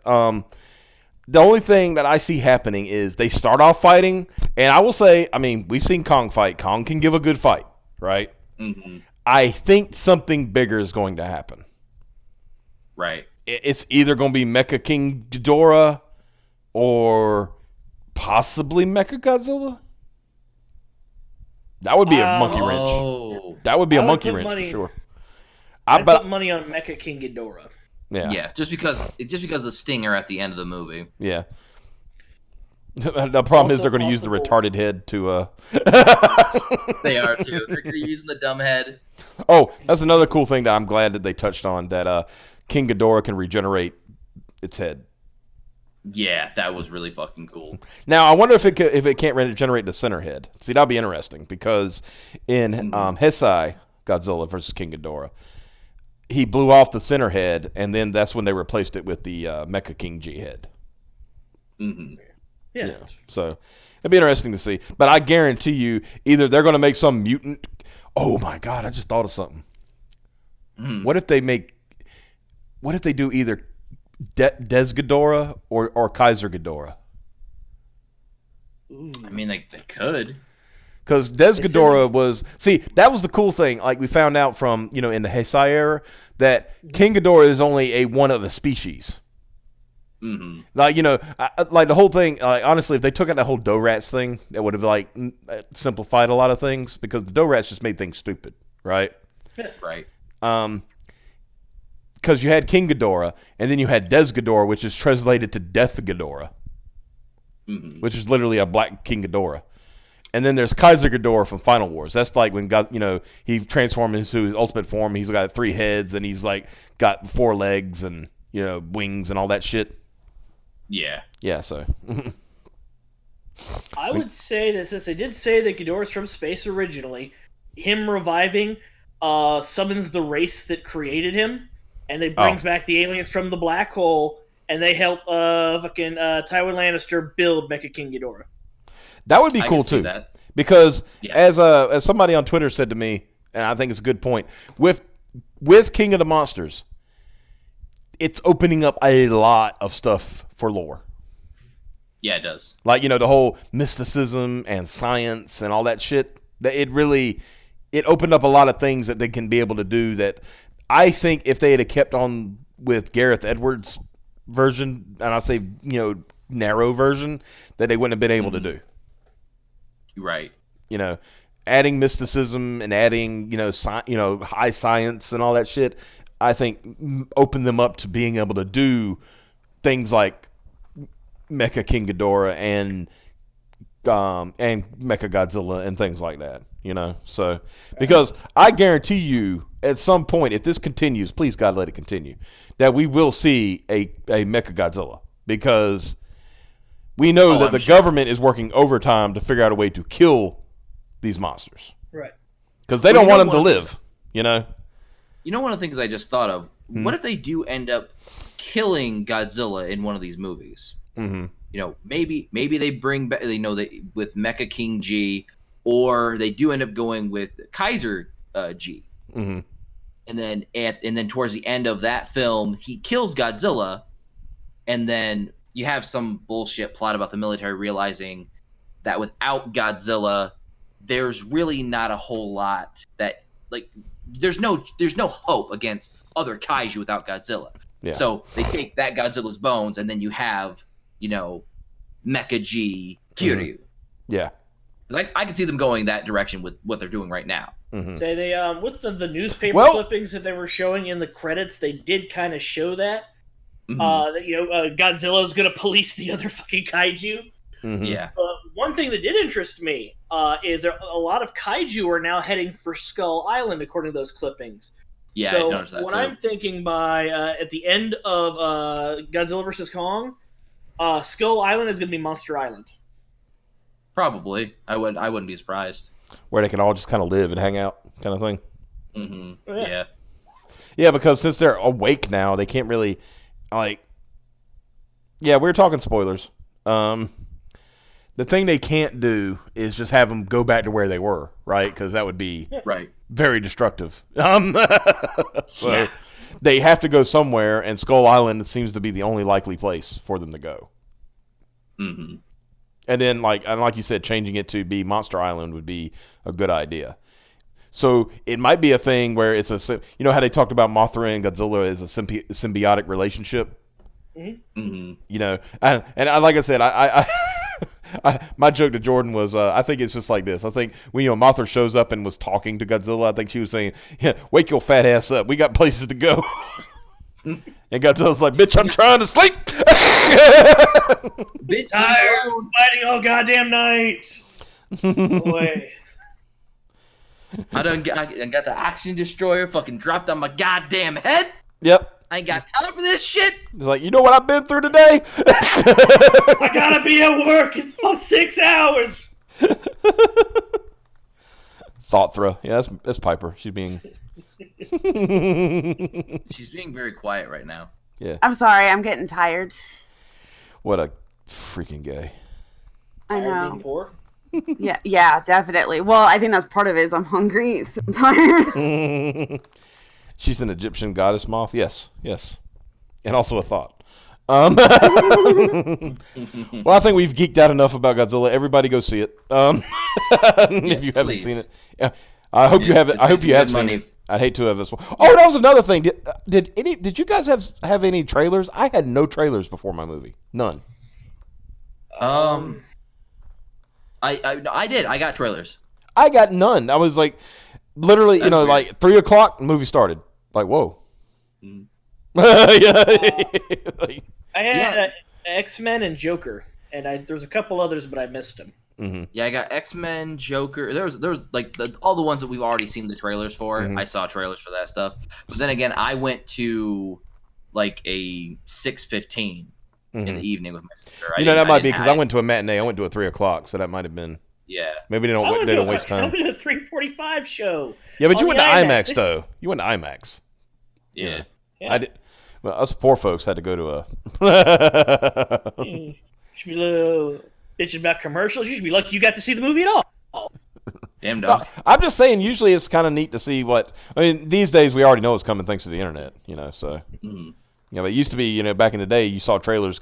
You saw trailers for shit you had no idea was coming out. It's like, oh shit. Yeah. Real quick story, then we'll close it out. But I remember when I went to see Phantom Menace. Right, it was one of those.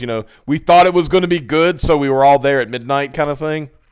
Right. And they, of course, they had trailers. Some of the things we knew about, but one was a movie. You remember Titan AE?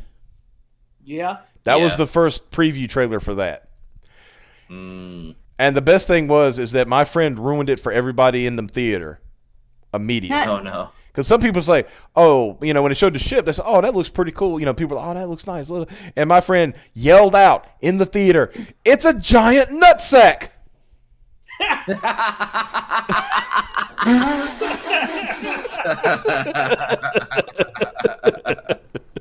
I was like, well, good Lord. nobody, at least in this theater, is going to take that movie seriously ever. Yeah, kind of hard to do that, isn't it? I really like that movie, but arguably the best part of it is the soundtrack. Yeah.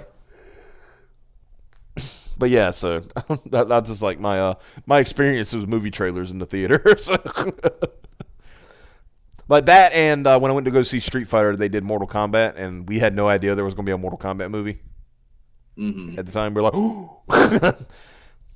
And then after we saw Street Fighter, do we really want the Mortal Kombat movie? I don't know, man. At least the Mortal Kombat movie came out correctly. True. It started off the right. The first Mortal Kombat movie was pretty good. Yeah, it started off all right, yeah. Yeah, and then you got to Mortal Kombat 2, and you're just like, what the fuck? Who did this? I want names. I remember when Ermac came in and talked about the 5 or 6 Mortal Kombat characters he just killed that we didn't get to see. Yeah. Our invasion goes well. Stryker and Cabal are dead. Great. So fantastic. Thanks for showing us that movie. Good job, big guy, kind of thing. Well, that's it for tonight. Go a little longer because since we weren't here last night, my fault. So anyway, guys, we're gonna call it for tonight. We will see you tomorrow night, and maybe some more crazy stuff will happen, and we'll talk about that. So, see y'all later. Bye bye.